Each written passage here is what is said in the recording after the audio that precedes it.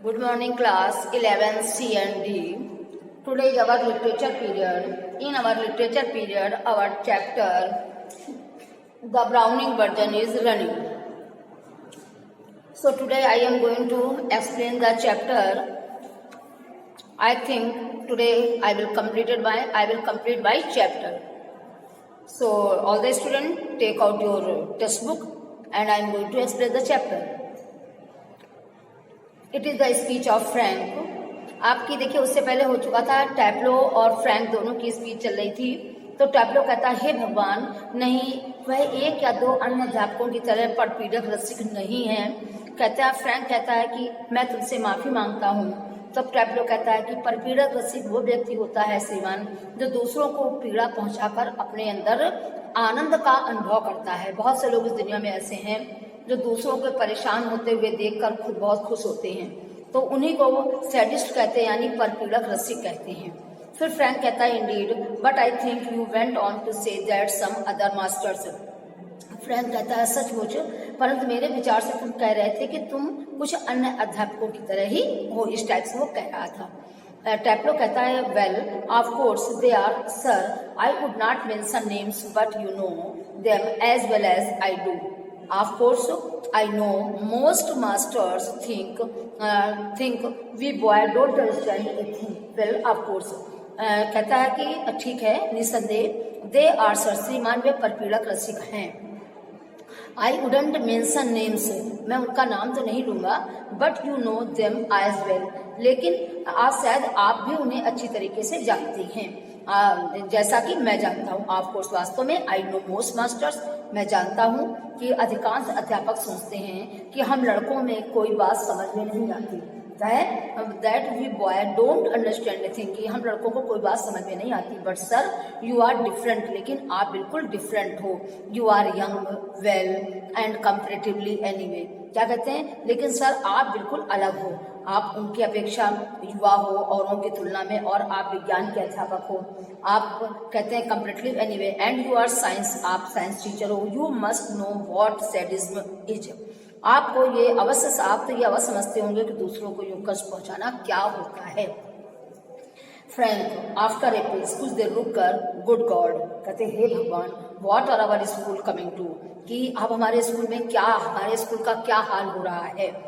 टैप्लो कहता है, एनीवे, घर छोड़िए, the Crocs is not a sadist, Crocs जो है वो एक सैडिस्ट यानी परपीड़क नहीं है। घर छोड़ो, जो कॉक्स हैं वो परपीड़क नहीं है।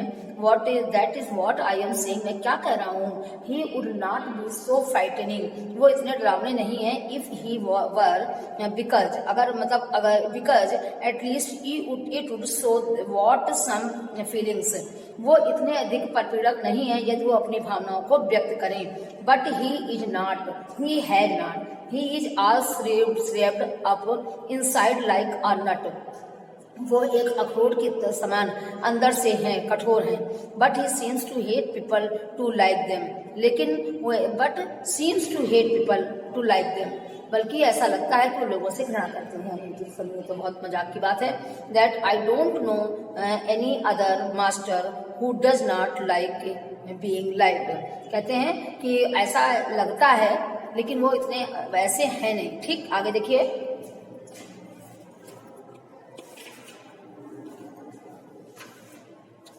तो उसने कहा, ये तो बड़ी मजाक की बात है, क्योंकि मैं किसी ऐसे अध्यापक को नहीं जानता जो ये नहीं चाहता कि लोग उसे पसंद करें।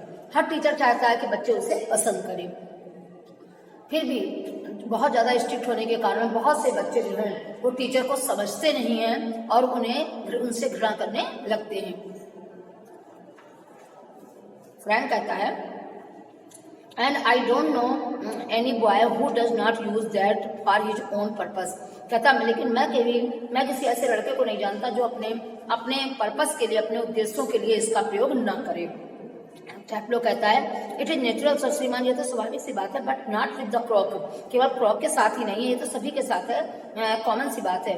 फ्रैंक कहता है, मिस्टर कॉकर्स हैरिस, और टैप्लो कहता है, मिस्टर कॉकर हैरिस, कहता है, the funny things is that in spite of everything I do rather like them, कहता, मजेदार की बात तो यह है कि ये सबके बावजूद, कि इन सबके बावजूद वे बेहद पसंद हैं, और मैं ऐसा करना छोड़ भी नहीं सकता।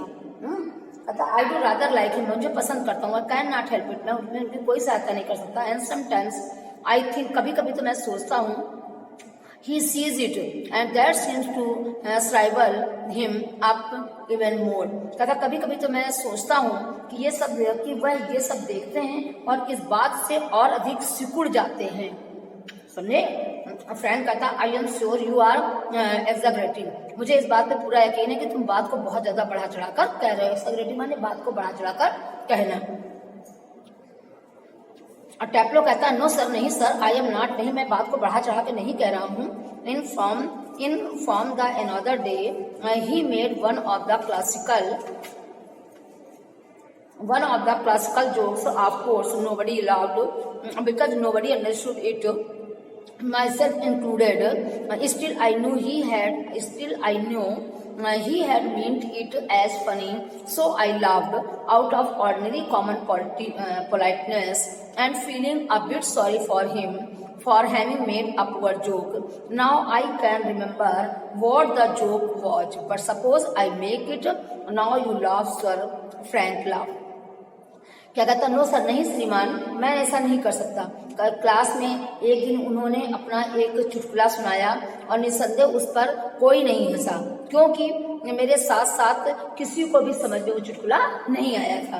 कहते ऑफ कोर्स नोबडी लाफ्ड, कोई भी नहीं हंसा, बिकॉज नोबडी अंडरस्टूड इट, क्योंकि कोई उसे समझ नहीं पाया था चुटकुले को। माई सेल्फ इंक्लूड, मैं भी नहीं समझ पाया था। I know he had meant it as funny, जबकि वो जानते थे कि बहुत फनी है। सो आई लाफ्ड, इसलिए मैं हंस दिया।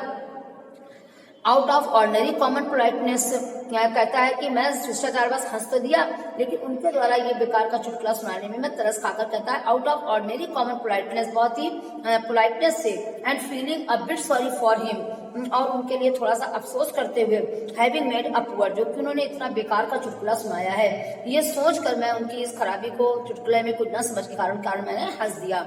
Now I can not remember, लेकिन कहता है कि आज भी मुझे वो चुटकुला याद तो नहीं है। I can not remember what the joke was, वो जोक क्या था, but suppose I make it, लेकिन मुझे याद नहीं, परंतु मान लो मैंने उसे सुना भी दिया, तो अब आप हंसे श्रीमान। एंड कहते हैं now you laugh sir, Frank laugh, अब श्रीमान आप हंसे और फ्रैंक जो है वो हंसता है। फिर टैप्लो कहता है इन ए जेंटल थॉटी वाइज, बहुत ही साधारण कोमल और मतलब फंसे हुए गले से यानी फटी हुई आवाज से कहता है Taplow, you laughed at my little joke, आप मेरे छोटे से जोक पर हंसे। आई नोटिस, मैंने ध्यान दिया। I must confess that I am please at the advance your Latin he has since you so readily have understood what the rest of the form did not। क्या कहता है कि मैंने इस बात पर ध्यान दिया कि आप मेरे इस छोटे से चुटकुले पर हंसे, मुझे अवश्य मानना होगा कि इस बात से बहुत खुश हुआ था कि तुम्हारी लैटिन में काफी सुधार आ गया था। मैं हंसा तुम्हारी बात पर, कहता लेकिन इस बात को मैं जान गया था कि तुम्हारी जो लैटिन भाषा थी उसमें बहुत अधिक सुधार आ गया है, और जो तुम इतनी शीघ्र समझ गए जिसे कक्षा में और कोई नहीं समझ सका। कहता अतः संभवतः तुम इन सबको समझ सको ताकि वे भी तुम्हारे अंदर के हिस्सेदार बन सके। इसी तरीके से तुम चुटकुलों को भी समझ सको ताकि वो तुम्हारे इसके समझदार बन सको। The door of right is pushed open and Millie Crocker's Harris enters। उसी समय डोर जो है वो दरवाजा जो है वो धक्के से खुलता है और मिली क्रॉकर हैरिस प्रवेश करती हैं। लड़की है, मिली हैरिस क्रॉकर प्रवेश करती हैं। She is a thin woman, लड़की नहीं है, वुमेन है। She is a thin woman in her late 30s, ठीक है। वो जो है वह 30 वर्षीय एक पतली सी महिला है। Rather more smartly dressed than the general run of school master wife's, जो कि अध्यापकों की पत्नियों से कहीं ज्यादा सुंदर वस्त्र पहने हुए है। वो लेडी जो अंदर आई है जिसका नाम है मिली क्रॉकर हैरिस, वो अंदर प्रवेश करती है। दुबली पतली 30 ईयर्स की लेडी है, और वो जो जैसे कॉमन उसकी टीचर है जो स्मार्टली ड्रेस पहनती है उससे कहीं ज्यादा सुंदर ड्रेस वो पहने है। She is wearing a cape and carry a shopping basket, वो एक टोपी पहने हुए हैं और एक हाथ में टोकरी पकड़े हुए हैं। वह दरवाजा बंद कर देती है और पर्दे के पास खड़ी होकर टैप्लो और फ्रैंक को देखती है।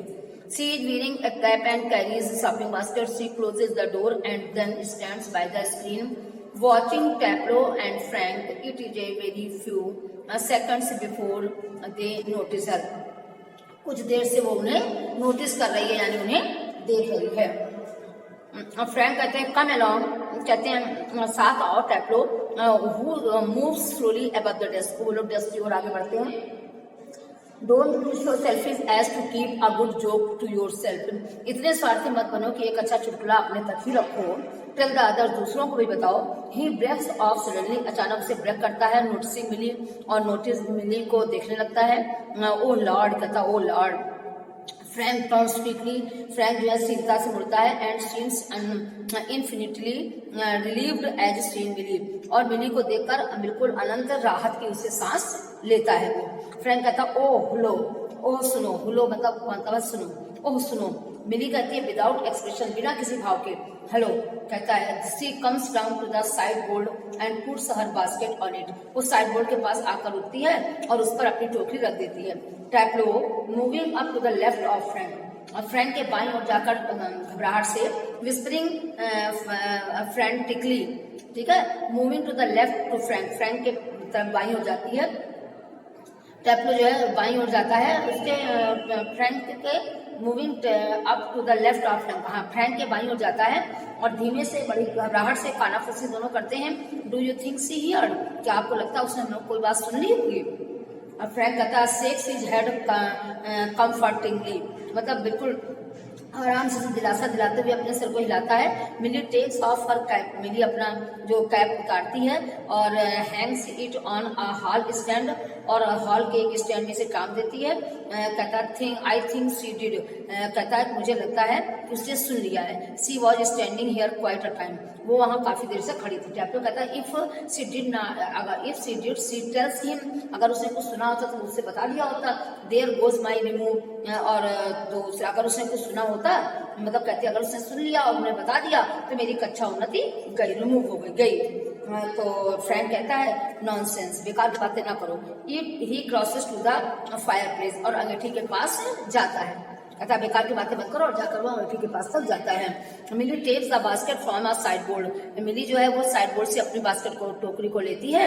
एंड मूव से अबव द टेबल, टेबल के पास तक जाती है। And puts the basket on it, उठा के टेबल के ऊपर बास्केट को रख देती है। मिली कहती है टैप्लो से वेटिंग फॉर माई हस्बैंड, मेरे हस्बैंड के आने का इंतजार कर रहे हैं। मिली कहती है कि अपने हस्बैंड के आने का इंतजार कर रहे हैं। टैप्लो कहता है moving down left to the table, मेज के बाईं ओर मुड़ते हुए कहता है टैप्लो अरे हाँ। मिली कहती है he is at the bursar, क्या कहती है he is at the bursar and might be there quite a time, कहती है if I were you I had go. Millie कहती है संभवतः कोष अध्यक्ष के पास गए हैं और उन्हें काफी समय लग सकता है, यदि मैं तुम्हारी जगह होती तो चली जाती। टैप्लो कहता है डाउटफुली, बड़े संदेह करते हुए, ही सेड मोस्ट पर्टिकुलरली, हाँ मुझे यहाँ आना था, उन्होंने यह विशेष रूप से उन्होंने कहा था। आगे देखिए, मिली कहती है वेल ठीक है, why don't you run away for a quarter of an hour and come back, तो कह रहे हैं कि ठीक है तो 15 मिनट के लिए भाग क्यों नहीं जाते और फिर वापस आ जाना, मतलब तुम अभी इतनी देर से उनका इंतजार कर रहे हो, बैठे बैठे उन्होंने इंतजार करने के लिए कहा था इसलिए हम बैठे हैं। तो मिली कहती है कि वेल ठीक है, why don't you run away for a quarter of an hour, तुम 15 मिनट से यहाँ इंतजार कर रहे हो क्वार्टर ऑफ एन आवर, तो तुम भाग क्यों नहीं जाते और फिर दोबारा लौट कर आ जाते। She unpack some things from the basket, और वो टोकरी से अपनी कुछ चीजों को अनपैक करने लगती है, यानी खोलने, पैक माने बंद करना, बांधना, अनपैक माने खोलने लगती हैं। तो टैप्लो कहता है कि supposing he gets here before me, अच्छा मान लो मेरे आने से पूर्व यहाँ आ गए तो मिली कहती है स्माइलिंग, मुस्कुराते हुए कहती है I will take the blame, तो मैं सारा दोष अपने सर ले लूंगी। She takes the prescription out of the basket, और वह टोकरी में से डॉक्टर का दिया हुआ एक प्रिस्क्रिप्शन का पर्चा निकालती है। आई टेल यू, मैं तुम्हें बताती हूँ, व्हाट क्या, you can do a job for him, तो मैं कह देंगी कि तुम मतलब तुम उनके लिए काम, मतलब मैं तुमसे बताती हूँ, मैं तुम्हें बताती हूँ कि तुम उनके लिए एक काम करो। कहता है I can you can do a job for him, उनके लिए कर सकते हो। Take this prescription to the chemist and get it made it up, इसको इस दवाई के पर्चे को ले जाओ केमिस्ट के पास और उसे जाकर मतलब दवाइयाँ तैयार करवा के इसको ले आओ जाके।